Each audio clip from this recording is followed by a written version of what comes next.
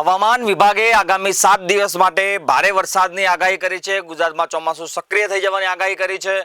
આજે ગુજરાતમાં અતિ ભારે વરસાદની આગાહી છે। 3 જિલ્લાઓ ગુજરાતના એવા છે જ્યાં રેડ એલર્ટ આપવામાં આવ્યું છે। 4 જિલ્લાઓ એવા છે જ્યાં ઓરેન્જ એલર્ટ આપવામાં આવ્યું છે।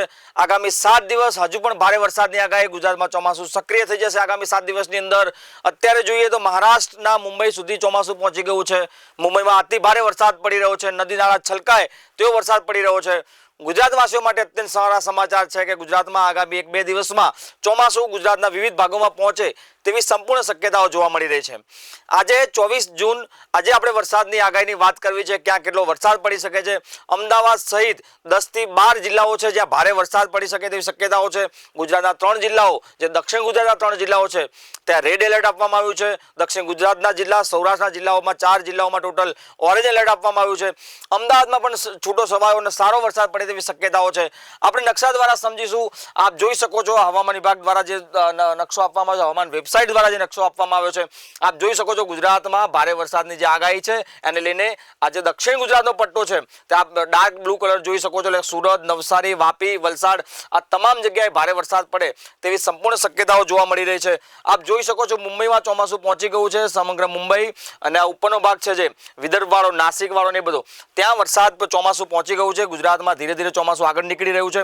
ગુજરાત પહોંચશે આગામી 72 કલાકની અંદર ગુજરાતમાં ચોમાસું પહોંચશે તેવી સંપૂર્ણ શક્યતાઓ છે। પરિસ્થિતિ સારી છે ચોમાસાને લઈને। એટલે આપ જોઈ શકો છો ત્યાં સુધી દક્ષિણ ગુજરાતમાં સુરત, તાપી, વાપી, વલસાડ, દીવ, દમણ, દાદરા નગર હવેલી આ તમામ જગ્યાઓ આજે સારો વરસાદ પડવાની શક્યતા છે। સૌરાષ્ટ્રની વાત કરીએ તો સૌરાષ્ટ્રના પોરબંદરમાં અત્યંત ભારે વરસાદ પડે તેવી શક્યતાઓ છે। જૂનાગઢમાં ભારે વરસાદ પડે તેવી શક્યતાઓ છે। વેરાવળમાં ભારે વરસાદની શક્યતા છે। રાજકોટમાં પણ વરસાદ જોઈ શકો છો। ભાવનગર, મહુવામાં પણ ભારે વરસાદ આપ જોઈ શકો છો।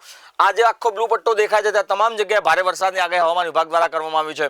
મોરબીમાં પણ ભારે વરસાદની આગાહી છે। જામનગરમાં ભારે વરસાદ, હળવાથી મધ્યમ વરસાદની આગાહી છે।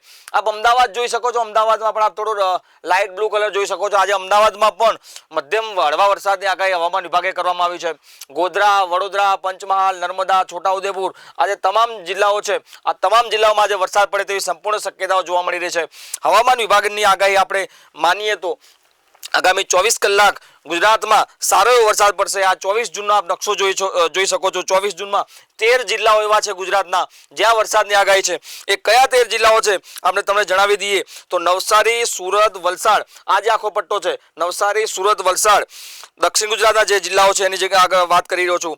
તાપી, અમરેલી આ તમામ જિલ્લાઓમાં આ વાપી વાળો, તાપી વાળો આ તમામ જિલ્લાઓમાં ભારે વરસાદની આગાહી છે।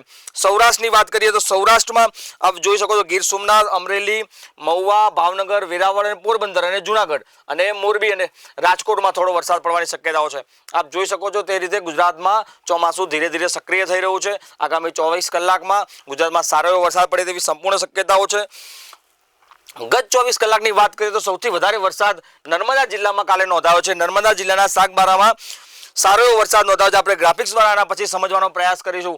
સૌથી વધારે વરસાદ જે 24 કલાકમાં જે નોંધાયો છે, આપ 28 નો માફ કરજો, આજે 24 જૂન આપ જ્યારે જોઈ રહ્યા છો ત્યારે આ નકશો આપ 24 જૂનનો જોઈ રહ્યા છો। ભારે વરસાદની આગાહી દક્ષિણ ગુજરાત, મધ્ય ગુજરાત, સૌરાષ્ટ્રમાં છે। આજે ગુજરાતના 13 જેવા જિલ્લાઓમાં આજે ભારે વરસાદ પડી શકે છે। આપણે ગ્રાફિક્સ દ્વારા સમજવાનો ટ્રાય કરશું કયા જિલ્લાઓમાં રેડ એલર્ટ આપવામાં આવ્યું છે।